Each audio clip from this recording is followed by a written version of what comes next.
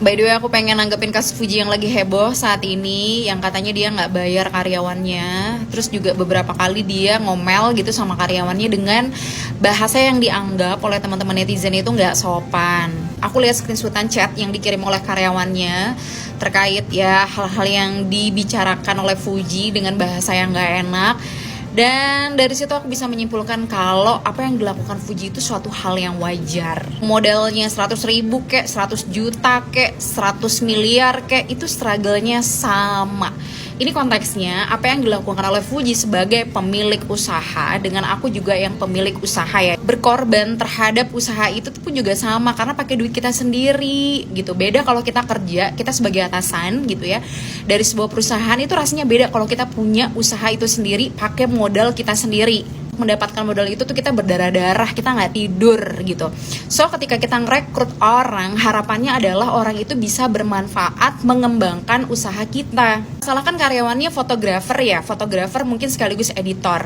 Artinya dia dibayar itu untuk mengerjakan sebuah project, harus ada produknya.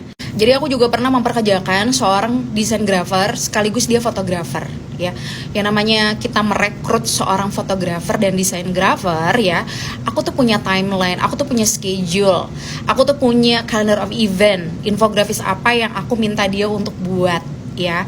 Dia nggak buat videografis, aku cuma minta dia bikin infografis yang mana logonya udah ada, konsep fotonya udah jelas, kemudian konsep kontennya juga udah jelas. Dia intinya mengejawantahkan lah dalam infografis.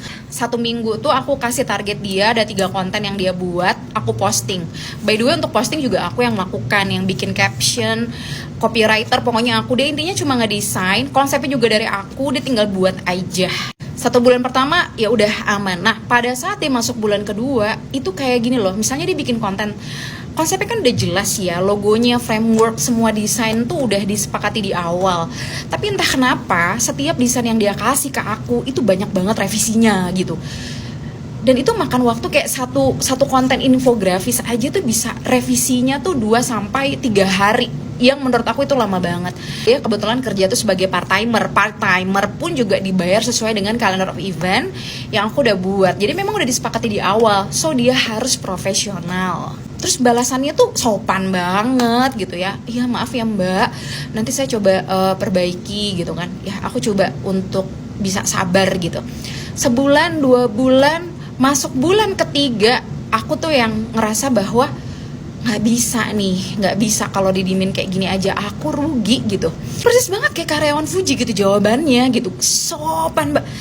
Iya ya, iya mbak, iya nanti coba saya perbaiki. Sebetulnya saya juga sedang memahami apa yang mbak inginkan. Pokoknya bener-bener kayak apa sih, kayak seolah-olah tuh kitanya yang jahat gitu. Ceritanya aku mau bayar di akhir bulan keempat, tapi aku ngerasa nggak worth it untuk membayar dia. Bahkan dari mulai dia bekerja masuk bulan ketiga sampai bulan keempat ya, itu kayak nggak ada produk konten yang dia hasilkan. Aku ngerekrut dia itu by project ya, kan nggak ada produknya terus ngapain aku bayar, kasarnya kayak gitu. Aku udah ngomong sama dia dari mulai intensitas ringan, sedang, dengan cara kekeluargaan, so asik gitu ya, sampai akhirnya aku bilang gini, beratnya aku tuh mungkin bukan karakternya aku kayak Fuji yang dia pakai bodoh apa segala macam gitu, enggak. Aku ngomong, tapi menurut aku itu lebih nus. Aku bilang gini, mas ini kan lulusan S1 ya, tapi kok nggak tergambar banget sih sama cara kerja sama produknya. Saya bahkan ngerekrut ya anak SMK loh untuk nyelesain ini. SMK loh mas, coba deh, beda banget gitu hasilnya, bahkan lebih jauh lebih baik dibandingkan anak SMK, dibandingkan produk yang mas buat. Aku ngomong kayak gitu, setengah mati nyari uangnya gitu ya, untuk suatu hal yang gue gak dapetin manfaatnya. Dan disitu aku ngomong, sorry deh, aku gak lanjut lagi di dunia usaha atau bisnis UMKM, atau gak pernah dagang atau jualan ya, mengupayakan duit sendiri dengan cara mempekerjakan orang gitu ya. Itu tuh benar-benar rasanya tuh berjuangnya sedemikian rupa gitu.